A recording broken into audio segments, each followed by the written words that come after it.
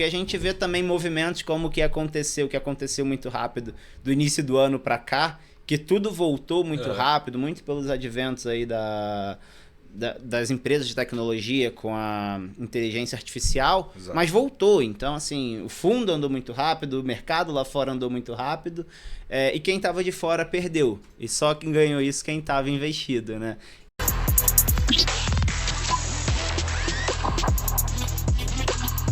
Fala, galera, tudo bem? Mais uma vez aqui no O Fundo do Baú. Marcos Saravalli, o que nós vamos falar hoje? Sejam todos muito bem-vindos. Obrigado, Pedro. Obrigado a todos pela presença. Hoje a gente vai falar sobre um dos assuntos mais demandados aí nos últimos 6 meses, né? Principalmente depois das eleições para cá. Os investidores procurando cada vez mais investimentos internacionais. Acho que nos últimos anos, né? Mas é uma acelerada muito grande. E agora, mais do que nunca, né? Com esse câmbio agora acelerando. E a gente vai falar sobre isso, mas principalmente sobre diversificação de investimentos. E acho que vamos casar também em investimentos em grandes empresas internacionais, né? Líderes mundiais dos seus segmentos. Enfim, temos muitos assuntos para falar hoje com eles, né? Os líderes do mercado, investimentos internacionais aqui no Brasil. Uma das lives mais esperadas, na verdade, porque, como o Marco ressaltou, é um assunto que está em voga. Então, antes de você adquirir esse conteúdo, já sabe, né? Ative o seu sininho. Ache FDB, o Fundo do Baú, YouTube, Instagram. Nós postamos todos os dias. Então, essa semana, principalmente, a gente vai ter muita postagem em cima dos nossos convidados aqui, que eu não vou abrir agora. Quem vai falar vai ser o responsável. Então, vamos começar sem delongas. Lucas, fala um pouquinho para mim. O que é essa GEL? Boa.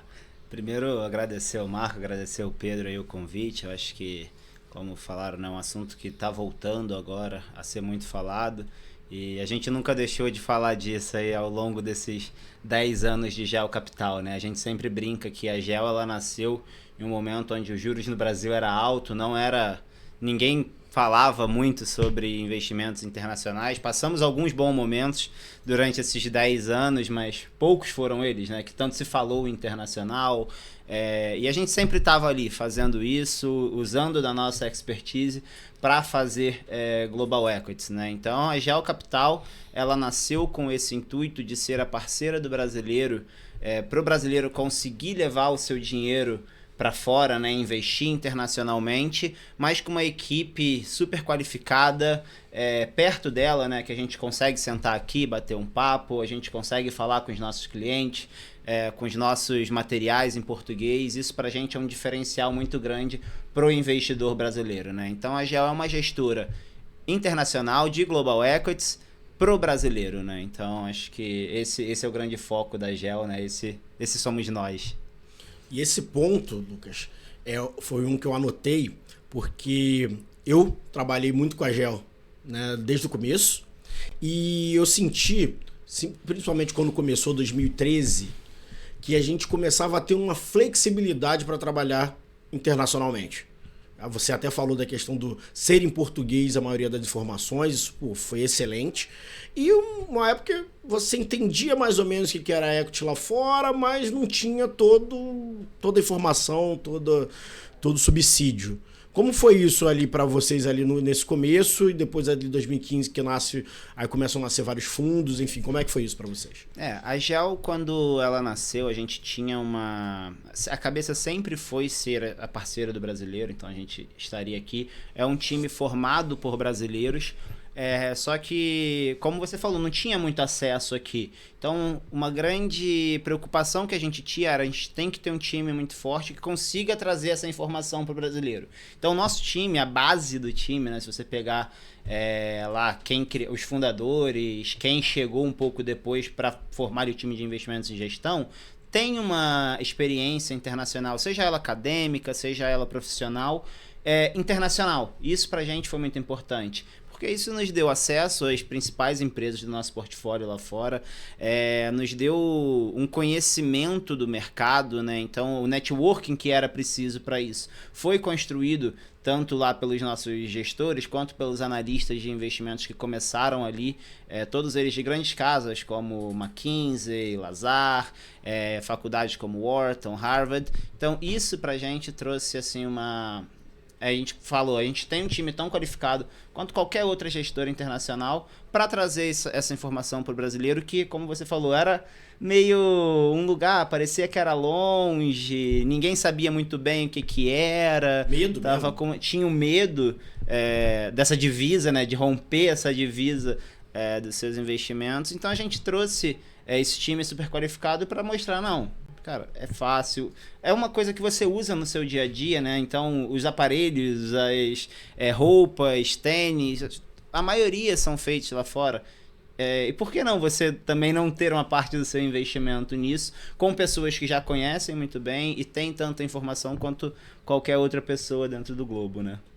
Muito bom. Ô Lucão, cara, eu acho que antes de falar da estratégia, alocação, enfim, eu queria entender assim, como que nessa história os investidores, clientes, enfim, eles têm demandado, procurado os investimentos internacionais, e a gente sabe que a gente acaba sofrendo uma oscilação econômica, mas principalmente política, né? Sempre quando tem algum ruído político, eu falo, nossa, eu preciso lembrar do meu investimento internacional. Então, picos de eleição, tivemos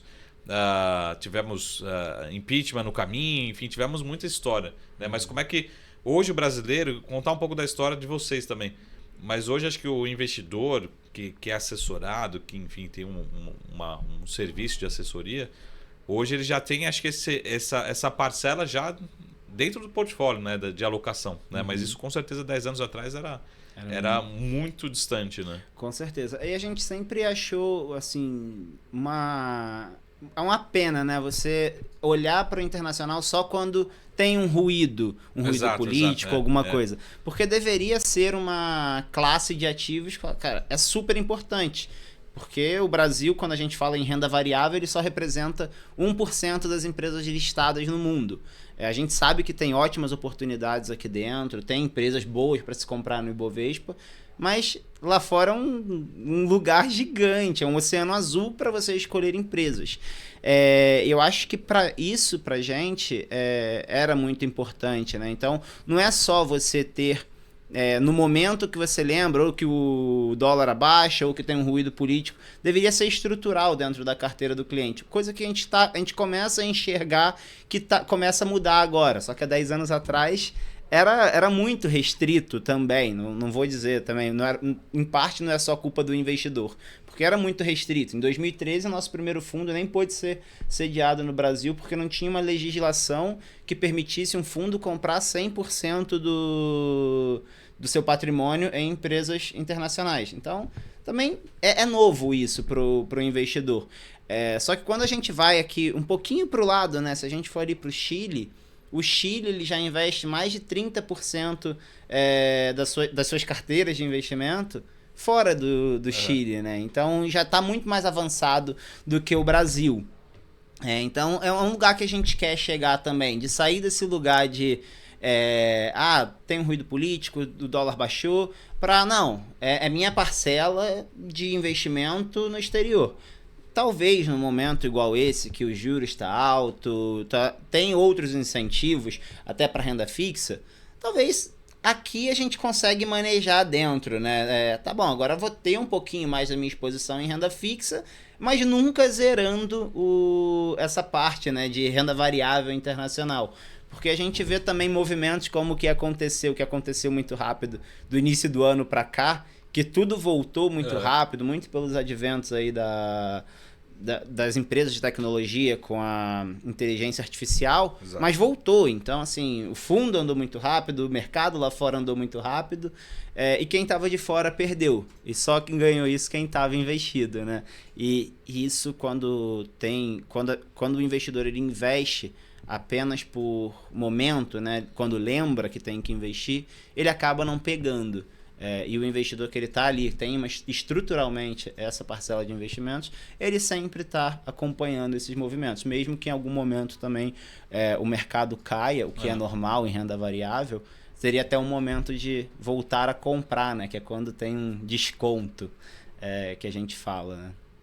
Muito bom. E eu gosto muito, Lucas, porque vocês, principalmente a galera da GEL, ela tem um educacional muito forte.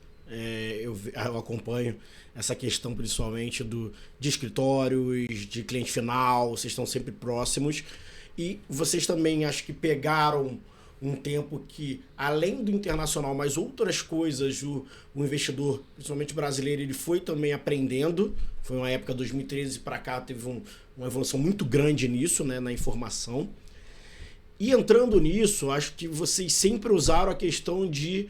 Você até comentou aqui um pouco antes, a questão dos nossos aparelhos que nós usamos são de empresas lá de fora. Vocês sempre usaram essa questão de olhar essas empresas lá de fora. Como vocês estão trabalhando hoje isso, portfólio, como vocês trabalham a visão dessas empresas lá de fora, que é o que, na verdade, a gente chega, né? Através do equity, a gente chega nessas empresas. Uhum. A GEL, quando a gente foi criado, a gente bateu o martelo lá atrás que as empresas que a gente olharia seriam empresas com muita qualidade. E é isso que a gente faz desde então. Disso nada mudou. A gente tem o nosso processo que a gente quer escolher boas empresas através de um minucioso processo mesmo, né, onde os nossos analistas viajam para conhecer as empresas. Então tem muita viagem internacional para os analistas da GEL. Então a questão de estar longe, né? Parece que a gente compra um aparelho importado, isso pra gente a gente quebra, a gente vai muito fora, a gente conversa com os principais concorrentes, com os fornecedores, a gente estuda toda a cadeia de valor da empresa para saber se de fato ela é muito, muito dominante, tem muita qualidade dentro dela. E num segundo momento a gente quer olhar para quais empresas estão baratas. Então a gente traça vários cenários diferentes para cada uma das empresas. Então a gente nunca quer adivinhar qual é o próximo cenário, a gente não quer prever nada. Então a gente traça ali hoje 10 cenários para fazer os valuations das empresas, e a gente quer muito num trabalho de se precaver ao que pode acontecer, né? Porque ninguém pensava em 2020 que ia ter uma pandemia, ninguém imaginava que ia ter a guerra da Ucrânia, os bancos quebrando, ninguém falou um dia antes que o Silicon Valley ia quebrar. Então esses movimentos a gente quer montar um portfólio que seja muito antifrágil. Então, por exemplo, um exemplo claro de rotação que a gente fez, a gente em novembro de 21, a gente começou, o nosso processo ele não deixava a gente comprar muitas empresas de tecnologia.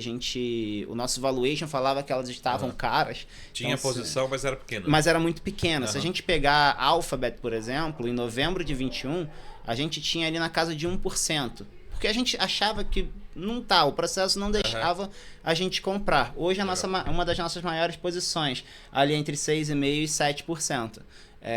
Por quê? Porque a gente foi vendo. A empresa, o preço da empresa ela foi caindo muito. E quando a gente olhava para a nossa tese de qualidade, a gente fala, ela continua intacta.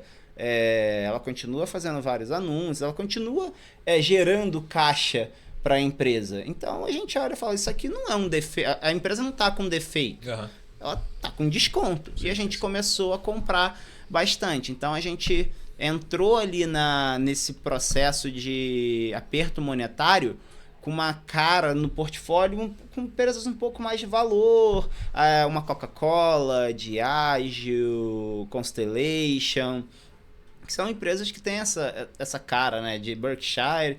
É uma empresa de valor, né, aquela empresa um pouco mais protetiva para o portfólio. E essas empresas, por um movimento de mercado, elas caíram também, só que voltaram mais rápido. E a gente começou a mudar isso, porque a gente foi vendo que essas empresas de tecnologia estavam muito baratas. O processo estava mandando compra essas empresas. Então a gente tem quando a gente tem a apresentação, a gente tem um gráfico, né, de teia que parece que ele vai ficando gorduchinho, vai dando uma TIR implícita muito boa para frente. Então a gente muda isso. Então, ali em meio de 22, a gente já tinha bastante tecnologia, empresas de growth dentro do portfólio. E isso foi muito bem nesse período. E o que a gente começa a enxergar? Talvez já andou bastante. E o processo, essas empresas elas deram uma enxugada na TIR para os próximos 5 anos. Então a gente começa a mudar, a gente exerce lucro sobre elas, a gente ainda tem até uma posição relevante dentro do nosso portfólio, mas a gente vê, pelo menos aquele lucro que a gente pegou, a gente já exerceu. Porque a gente já não vê mais uma TIR contratada para frente tão atrativa. E a gente já começa a ver em outras empresas. E é assim que a gente vai fazendo. E essa acho que é a grande magia da gestão ativa, né? Que por anos que se passaram, não foi tão interessante você ter, muito por conta que não existia juros no mundo. Qualquer empresa conseguia se financiar, conseguia se alavancar de uma forma muito barata. E os índices iam muito bem, porque tudo crescia, né? E agora, com alguns juros no mundo, a gente não sabe, a GEL não tem um economista macro, né, para a gente pensar para onde vai os juros, qual o juros terminal, inflação, onde fica, isso a gente não sabe. Só que a gente entende que agora você escolher boas empresas com muita qualidade e num bom preço faz muito sentido para um investidor ter esse tipo de gestor dentro da carteira, né? Porque vai conseguir achar um alfa daqui para frente e por algum tempo ainda, né? Enquanto isso perdurar no mercado. Ô Lucas, só para dar um passo atrás, assim, se você puder resumir como é que é o processo de gestão, por exemplo, você falou um pouquinho de tipo de empresa que vocês escolhem, mas no sentido assim, vocês têm um alvo de quantidade de empresas dentro do portfólio, vocês vão procurar as líderes de mercado. Quando você fala de taxa interna de retorno, eu posso dizer assim, uma empresa que a expectativa de retorno de médio por ano de no mínimo 10%, enfim, só para a gente ver, a gente entrar realmente no dia a dia da gestão, né, da seleção dos ativos. Tá, então, para a gente escolher os ativos para nossa carteira, para o portfólio, a gente, como eu falei aqui várias vezes, a gente tem um processo para isso. E a gente quebra esse processo em 2 partes. A primeira parte é quando a gente quer escolher a empresa e colocar num universo de cobertura. Não necessariamente a gente vai investir nessa empresa. A gente só quer ter certeza do modelo de negócio dela. Se é um modelo de negócio com muita qualidade, se aquela empresa é a mais dominante dentro do seu setor. E a gente faz isso através de um processo que a gente tem 3 pilares. A gente quer encontrar dentro dessas empresas poder de preço, crescimento e cultura de dono. E aí a gente quebra, tem vários outros subcritérios que a gente até pontua cada uma dessas empresas para a gente saber se de fato elas são essas empresas com muita qualidade, que o seu modelo de negócio é o modelo de negócio mais vencedor dentro do seu setor. A gente já analisou hoje um pouco mais de 700 empresas e a gente monta um universo de cobertura que fica entre 60 e 70 empresas que nós podemos investir, né? Como se fosse uma bacia que a gente vai colocando empresas ali dentro e num segundo momento a gente coloca ela no nosso portfólio. Essa é a primeira parte do processo. A segunda parte é quando a gente monta todos os nossos cenários. Então hoje são 11 cenários de valuation diferentes. Hoje o nosso cenário base é um cenário de recessão, uma recessão um pouco mais branda, um soft landing, né? Que a taxa de juros terminal não é tão alta, fica mais ou menos no patamar que está agora. Mesmo numa recessão, uma recessão mais branda, que talvez encolha o PIB um pouco menos do que se pensa, mas é uma recessão. Então a gente monta outros vários valuations, como o projeto de taxação do Biden, se ele passa ou se não passa, essas empresas param de ser taxadas em 21% e são taxadas em 27%. Então a gente monta todos esses cenários, sensibiliza as 60, 70 empresas dentro desses 11 cenários e a gente quer escolher quais estão mais baratas dentro de cada um desses cenários. Então, quando a gente encontra essas empresas que estão mais baratas, a gente compra para o nosso portfólio, que hoje fica mais ou menos entre 30, 32 empresas dentro do portfólio de gestão ativa. E o que a gente espera de taxa de retorno para essas empresas é mais ou menos isso, entre 10% e 15% ao ano em dólar. Uhum. Então, mas tem empresas como a Disney, que o nosso cenário base a gente enxerga mais de 35% ao ano em dólar pelos próximos 5 anos. Foi só o Pedrão comprar os ingressos dele que já subiu que já subiu um monte. Essa taxa para cima. Então, aí a gente fica. E hoje, numa média, né, se a gente chama de carinhosamente de baratômetro, né? Que é a tier média do portfólio. É uma conta que a gente já faz isso desde o início da GEL.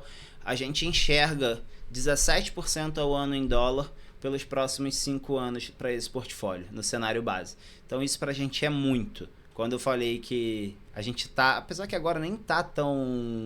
Não caiu. O fundo andou bastante nos últimos 12 meses, nos últimos 6 meses. Mas a gente enxerga uma taxa... enxerga um retorno potencial para esse portfólio muito atrativo, né? E isso, em janelas longas, a gente vê que essa conta funciona. Se a gente pegar os últimos 36 meses do fundo, os últimos 3 anos... o fundo deu mais ou menos 15%, 16% ao ano em dólar. Uhum. Só que o baratômetro lá na época estava 15% ao ano em dólar. Então, não é exato, a gente nunca vai acertar isso na vírgula, porque a gente não consegue prever, mais uma vez. Mas essa conta, ela funciona. E a gente enxerga que quem entrou há 3 anos atrás, provavelmente está bem feliz hoje e segurou, né? Que também é bem difícil isso, um cliente que ele compra e fica na estratégia, porque é uma estratégia de longo prazo, né? Muito bom. Puxando até esse gancho, Lucas, a gente estava até conversando um pouco antes de começar, sobre as concorrências que vieram também. Então, a gente tem hoje bancos internacionais, você tem investimento direto em bond, né? Que é a renda fixa lá fora. Como que vocês trabalharam isso? Eu vejo que vocês têm um formato, uma estratégia muito bem definida, então isso é ótimo, já há muito tempo. Trabalho caixa, comprando ali quando o cenário fica dentro do que vocês têm.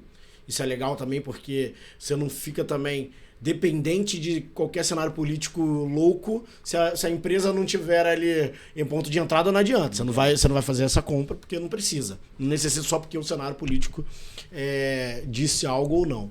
Mas como que vocês começaram a trabalhar esses concorrentes? Ajuda também a potencializar, porque o educacional é interessante, né? Ajuda a popularizar, isso também é bom. Porém, mostrar que, ao mesmo tempo que as aplicações desses estão crescendo, vocês também estão crescendo no mesmo patamar. Até porque pega ali mais ou menos a mesma linha. Como é que é isso? Eu acho que isso que você falou, né? Quando vem esses grandes concorrentes, os bancos gigantes, as gestoras gigantes lá de fora... o bom é que dá visibilidade. Falam, cara, tem algum movimento acontecendo mesmo, porque mesmo esses caras com trilhões de dólares sob gestão estão vindo para o Brasil. Então tem um movimento aqui. E a GEL já está aqui há bastante tempo. E a gente tá aqui, eu acho que estar aqui é um grande benefício para o cliente, é o que a gente fala muito. Porque se pegar em questão de retorno, em questão de... A gente tá bem em rentabilidade, a gente tá bem contra esses pares. A gente nunca foi muito mal. Em momentos a gente ganha, em momentos a gente perde. Mas isso é normal do mercado, né? E eu acho que isso pra gente... E aí viajar bastante, né? Falar com o máximo de clientes possível. Fazer muito evento... tá no dia a dia do investidor, né? E eu acho que essa é a grande vantagem da GEL para o investidor. Acho que eu já falei isso algumas vezes aqui, mas é o que a gente sempre repete. Então, acho que a questão da concorrência, ela veio até de alguma forma ser benéfica, né? Porque só tinha gente... sei lá, em 2017 só tinha gente praticamente fazendo isso. E aí dava aquela sensação, mas...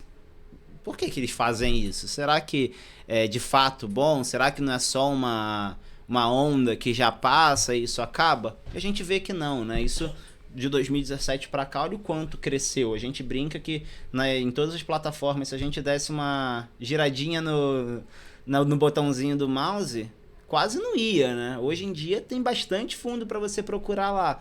E eu acho que isso vem de uma certa forma, lógico.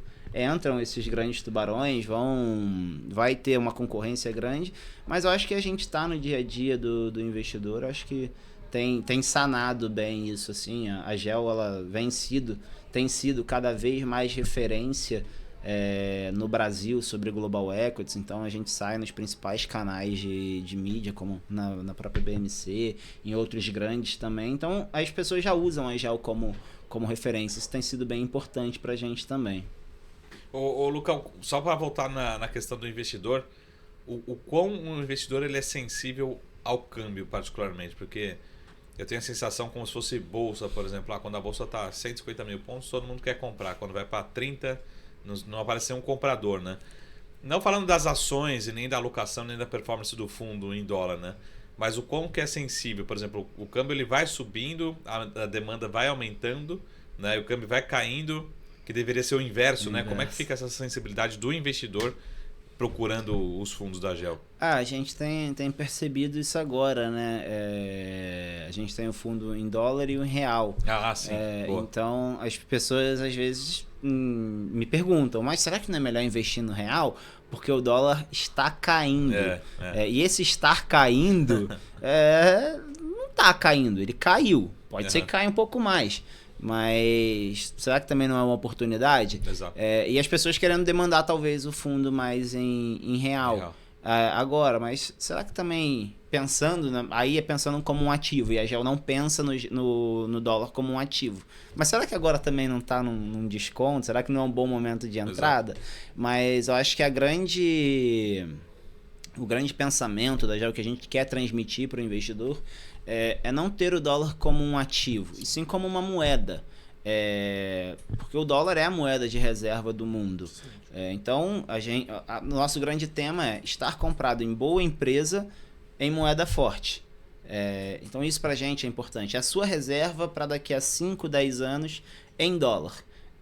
E pouco importa, talvez, daqui a 5 anos, se a gente comprou o dólar a 4,70, 4,50 ou R$5.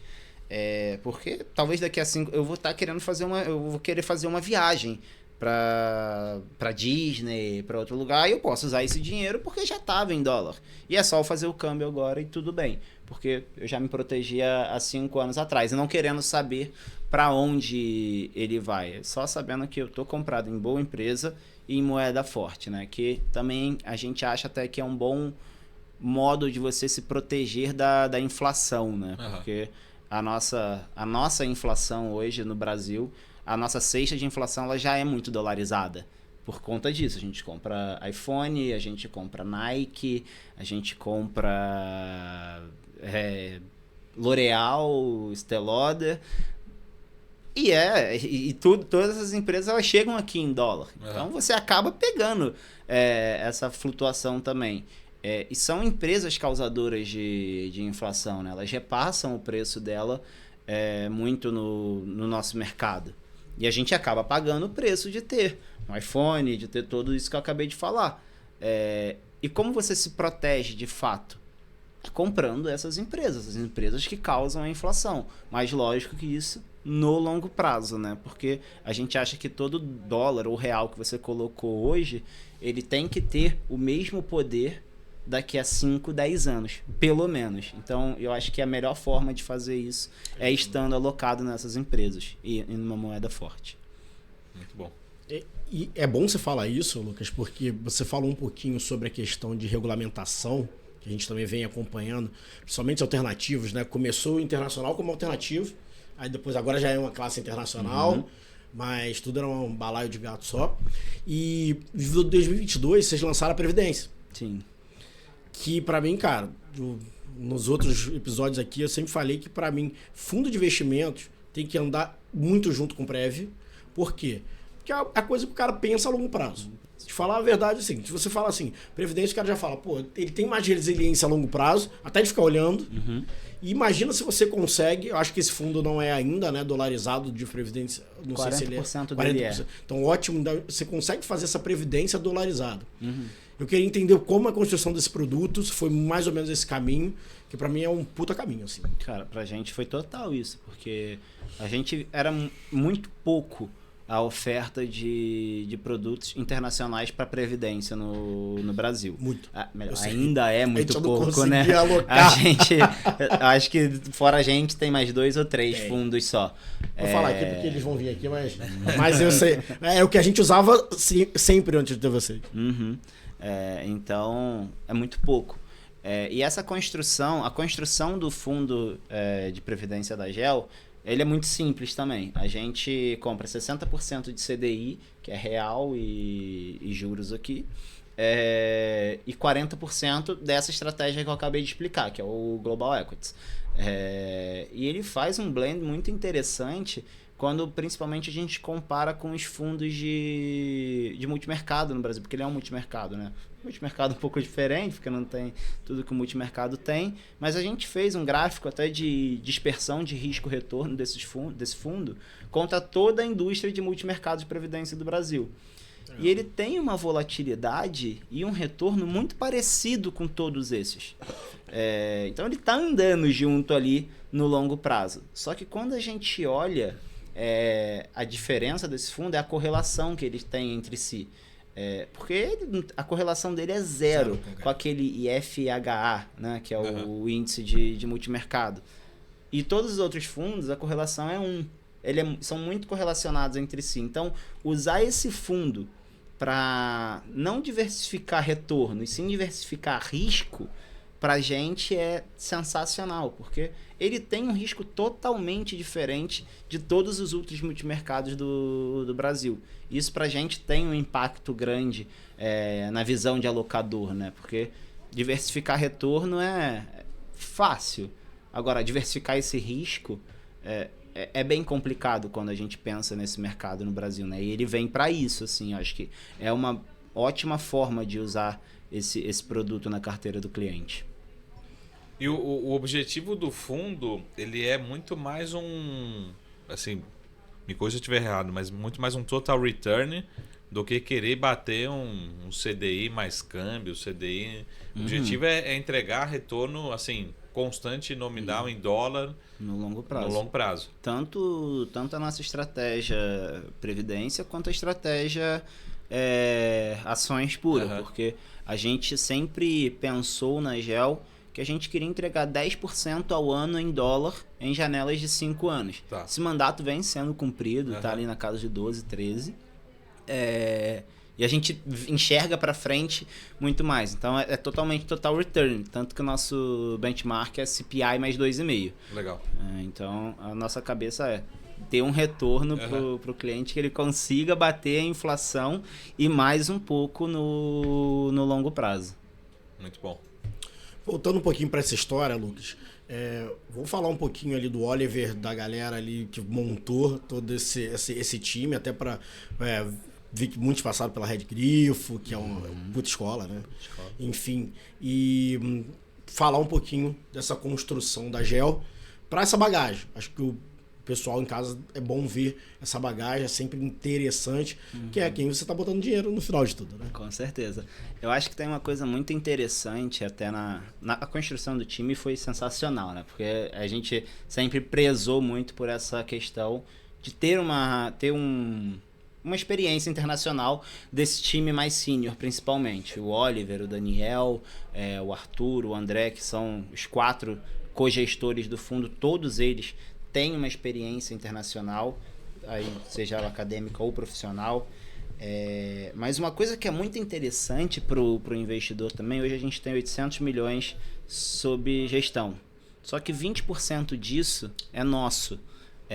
Então, a gente está totalmente alinhado com o interesse do investidor, porque o nosso dinheiro está lá, né? Sim, o Lucas está com 100, né? Tá, vocês já, né? Estão chegando. Chamou a assembleia aí para mudar a sede. Então, isso pra gente é muito interessante, né? Quando o investidor ele olha, fala, não, eles estão comprados na estratégia também, o nosso dinheiro está lá. Isso para o investidor, eu acho que ele deveria olhar não só para a GEL, mas para todas as gestoras que eles vão alocar, porque se o dinheiro do próprio sócio não está lá, mas será que ele acredita tanto assim na estratégia, na tese? Isso pra gente é um problema resolvido, né? Porque, de fato, a construção da Gel, ela nasceu de dinheiro próprio dos investidores, né? Tanto do Oliver quanto do Pino. E acho que contando um pouquinho do track record, o Pino ele tinha acabado de sair da Red Grifo, né? Quando o CS tinha comprou lá em 2008, 2013 ele saiu e montou a Gel. Então o Pino ele teve um histórico na Red Grifo desde 96, de banker, então ali assessorando clientes ultra high. E o Oliver, por outro lado, ele teve uma experiência muito de gestão mesmo. Ele trabalhou no Banco Garantia, trabalhou lá na Rússia, trabalhou ali na Europa por bastante tempo pelo Garantia. Ele montou o Pra Valer, não sei se vocês conhecem, que é uma plataforma de financiamento estudantil. É a segunda maior, porque a primeira é o FIES, e o Pra Valer é a segunda. Ali em 2013. Não conhecia, não. É uma empresa bem vencedora, assim, né? Em 2013 ali o Itaú comprou parte relevante do business e ele continua ali no board, mas hoje ele atua como executivo na Gel. O Daniel também ali em 2013 ele chegou para compor, ele passou muito por consultoria, por IB, e aí ele veio montar a Gel e está ali já desde o início. Então são os 3 fundadores, o Pino, o Oliver e o Daniel. Parte de RI, né, que é o comercial, o Gustavo Aranha e a Marcela, que o Gustavo é o diretor comercial e a Marcela é a nossa diretora de marketing, também são ex-Red Grifo. O Gustavo ele foi sócio também, saiu em 2014, foi sócio relevante da corretora do banco, e trouxeram também essa experiência comercial para dentro de casa, né? Eu acho que muito desse que a gente gosta de falar, gosta de fazer evento, a gente gosta de estar no dia a dia do cliente, veio dele, né? Dele e do Pino, porque eles foram private bankers a vida inteira. E eles falam, não, a gente tem que... É essência, tem que estar no dia a dia do cliente, a gente tem que falar, tem que reportar o que a gente vem fazendo. Então, a gente traz muito desse DNA vindo deles, né? Então, assim, e aí no time de investimentos, o Arthur é nosso diretor de investimentos, Arthur Siqueira também teve passagem ali pelo Lazar, pelo McKinsey, em consultoria, AIB também. E o André Kim, que aí eu falei, né, os 4 compõem o time de gestão, eles fazem ali toda essa parte foram esse time mais sênior, né? Eles trabalham juntos ali pelo menos desde 2017.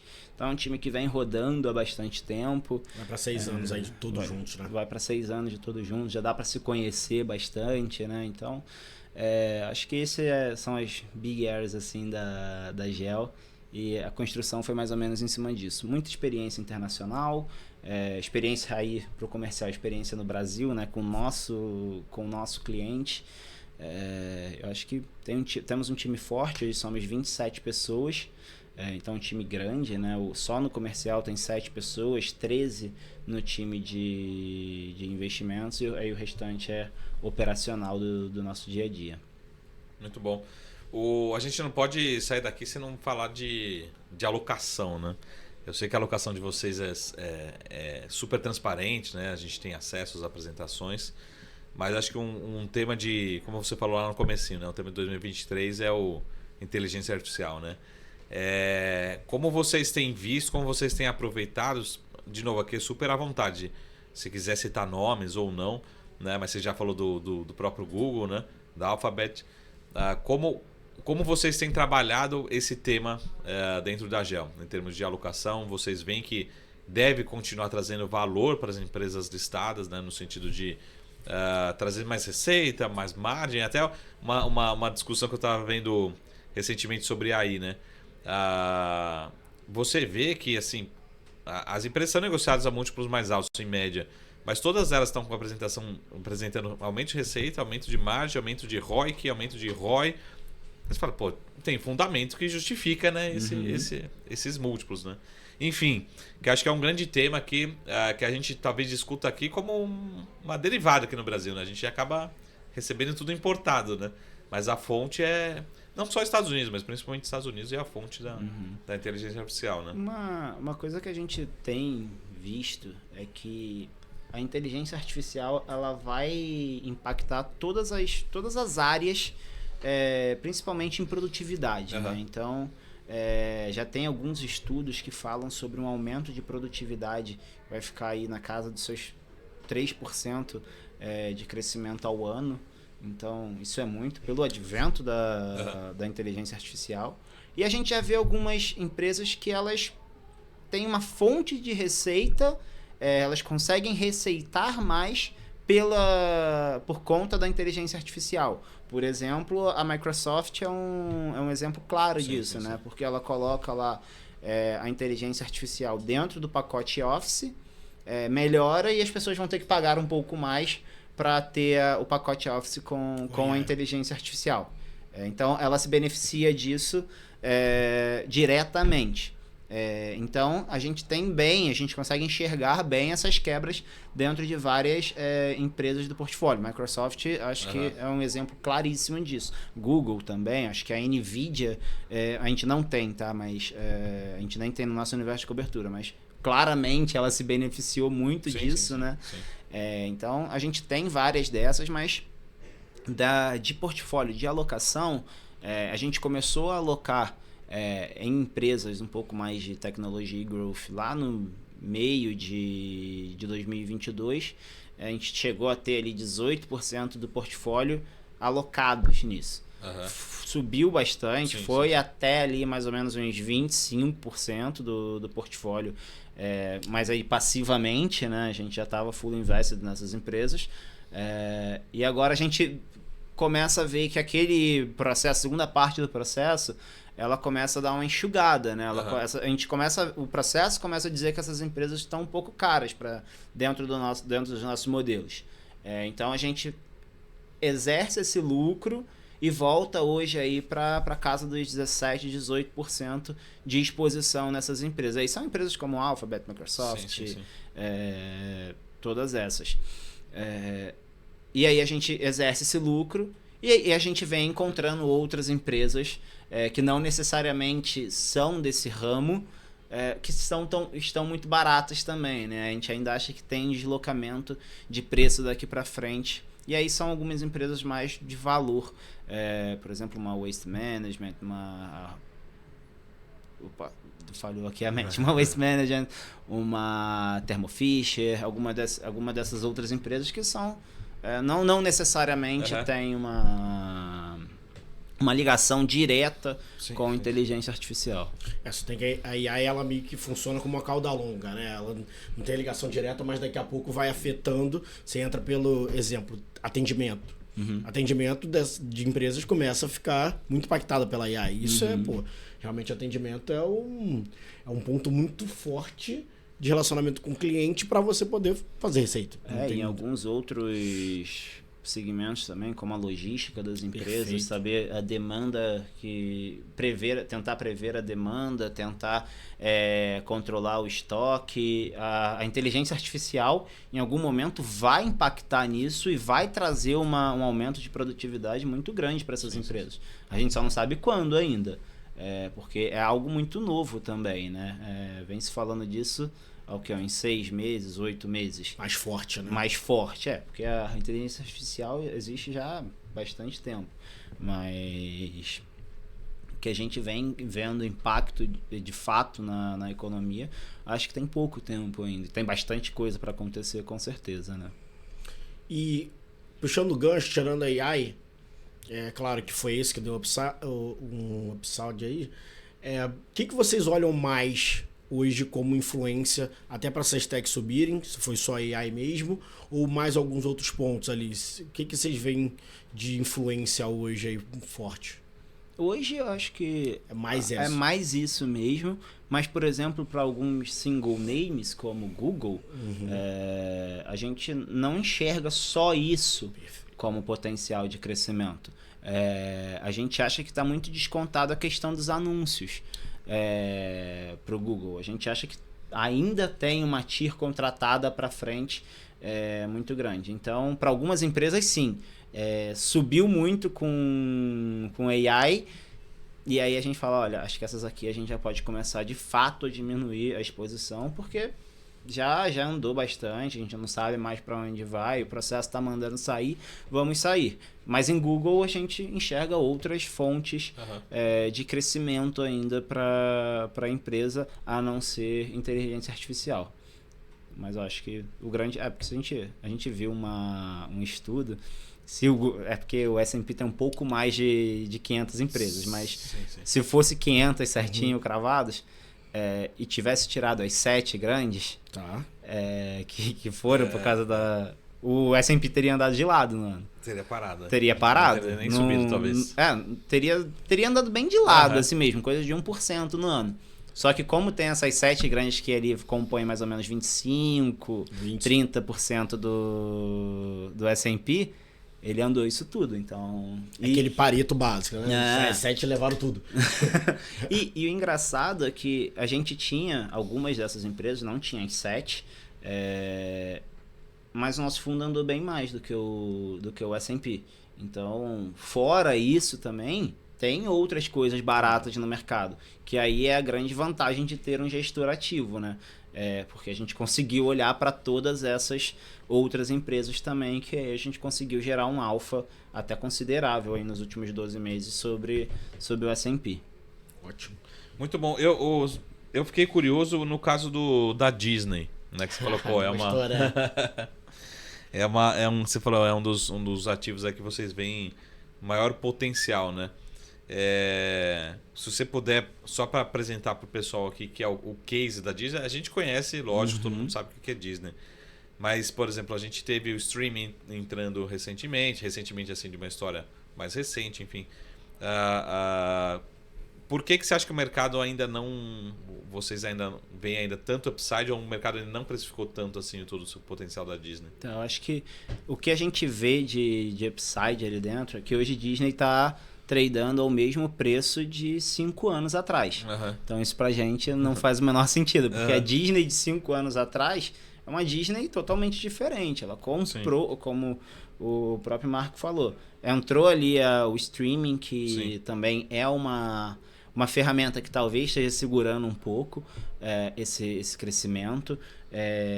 Outros parques, os parques voltaram muito forte, a gente vê a demanda por parques totalmente aquecida, viajando. Não só nos Estados Unidos, mas no mundo afora, onde ela tem parques. A parte de mídia dela cresceu muito também. Ela comprou várias franquias. Ela consegue também ela consegue remunerar todo o cartel de personagens que já está pronto, né? Então, o que ela consegue gerar de receita em cima do Mickey é bizarro. E isso, o Mickey já existe há mais de 50 anos. Sim. Então, isso pra gente é muito, muito impactante. E ela tá negociando a preço de 5 anos atrás. Mas quando a gente olha, por exemplo, acho que o mercado olha muito para isso. Quantos assinantes tem no Disney Plus? Quando vai começar a dar lucro? Então, esse tipo de burburinho de mercado, acho que dá uma travada na empresa para ela soltar. Só que a gente vê a mola tão comprimida que a gente acha muito ruim estar de fora também. Em alguns momentos sai alguma notícia, ela sai de $95 para 120 muito rápido. E eu acho que falta pouco para essa... Esperamos que falte pouco para essa mola realmente descomprimir, o mercado enxergar. Cara, é uma empresa que gera um caminhão de caixa por ano. Tem muita coisa lá dentro que gera uma receita enorme para ela, e são coisas dificilmente replicáveis, né? Porque é muito difícil a concorrência pegar e criar alguma coisa que vá quebrar a Disney. Então, acho que a Disney, na nossa visão, é isso. Ela tem uma qualidade contratada ali dentro muito grande. Uma porção de empresas dentro dela que são muito difíceis de se replicar. E o mercado não está dando o devido valor a ela. Agora tem filme novo aí para as férias, né? Fazer propaganda já aqui, né? Já vai ajudar a bola a descomprimir. Só vamos lá assistir, né? Não gente, cinema, não só no streaming, vai no cinema. Pô, no Rio fizeram até um parquezinho da Pixar lá, enfim. A molecada gosta. Gosta muito, né? Como é que é o nome do filme? Elementos. É isso. Pô, saiu essa semana, né? Podemos falar aqui, né? Tá Podemos. Quem sabe a Disney olha pra gente, tá vendo? Uma compra tudo, SPN, tudo. Eu não sou analista, mas, cara, o que o Lucas falou, cara, pra mim é primordial, assim. Esse olhar desse ecossistema que a Disney conseguiu fazer. Isso talvez é o que... Acho que a questão mais pragmática dos números, óbvio, excelente, a gente trabalha com isso. Porém, os caras conseguiram ter fonte de receita, trabalhar em BUs, né? Unidades ali, cada uma consegue sua fonte e tem sua mecânica. Então, assim, se não dá certo aqui, ela vende essa parte aqui, ela trabalha isso aqui, ajusta, faz teste AB. A Disney talvez conseguiu montar uma startup em cima de um negócio grande e, cara... eu vejo, se for para falar mais ou para menos, muito mais para mais nesse sentido. Porque os caras conseguiram conversar bem com um novo formato. Até porque muitas galera que curte ela começou a envelhecer pra caramba. Então ela começa a trabalhar também com esses caras, né? Quando ela pega um ESPN da vida, ela fala, porra, cara, o que eu vou conversar? Conversar com um cara que era meu cliente há um tempo e agora volta a ser. Então eu vejo isso muito forte. Eu vejo, não com certeza. Eu assisti 101 Dálmatas praticamente no... É verdade, mas é isso. Eu tô com 30 já, né? Depois eu vou deixar uma curiosidade aqui. Sabe qual foi a primeira palavra do Mickey? Da vida dele? Não vou revelar. Finalzinho? Eu vou falar só um tema e depois você fala finalzinho que a gente já encerra. Eu vi no site de vocês que é uma coisa que hoje acho que divide opiniões, ainda mais quando... É aquele famoso, né? Quando o bicho começa a pegar, o pessoal volta mais pro pragmático, só tem que vocês sustentarem e sustentam essa forma que é a questão do ESG. Vocês sustentam bem, eu vi ali, já tem um tempo. E como que foi essa linha, como que foi essa entrada, o porquê isso aconteceu? Que, como eu falei, divide opiniões sérias no sentido de, eu sou disso, eu não sou daquilo, mas acho que tudo pode conviver junto, enfim. Como é que foi? Como que surgiu isso dentro da GEL? Não, legal. A gente tem até um comitê de ESG, eu faço parte dele, e a gente nunca se colocou como uma empresa ESG. Só que a gente vê claramente o mundo indo para um lugar de tentar ser melhor. Eu acho que o ESG na GEL é muito isso. Não é a gente querer ser o dono da verdade, falar isso é certo, isso é errado. Só que a gente vê práticas que a gente fala, olha, eu acho que isso aqui a GEL deveria seguir como prática porque é bom, seja ela institucional ou em investimentos. Por exemplo, institucionalmente, a gente tem um programa de matching de doações. Então, tudo que um funcionário doe para uma instituição de caridade, a GEL dobra. É o que a gente chama de GEL mais GEL. A gente tem a cabeça, né, de conseguir trazer as mais diversas pessoas para dentro da GEL. Então, a gente tem um programa que ajuda a gente nisso, mas a gente quer trazer que o quadro seja 50-50 homens e mulheres dentro da GEL, se eu não me engano, até 2025. Eu tenho só confirmar essa informação. Mas são coisas que a gente enxerga como boas práticas para a GEL. A gente não sabe se é o mais certo, se é o mais errado, mas para a gente é o certo a se fazer e a gente faz. Na parte de investimento, a gente contrata alguns parceiros, como somos signatários do PRI e do Futsal, que são plataformas que nos ajudam a ver as boas práticas dentro das empresas, como governança, as próprias práticas ESG. A gente quer ter muita certeza que as empresas que a gente investe são alinhadas com isso e tratam bem o investidor minoritário, porque acaba sendo que a GEL também, né? Porque são empresas muito grandes, com market caps enormes. E a gente quer ter certeza que isso está alinhado com o que a gente pensa também. Então, acho que o ESG na GEL é isso.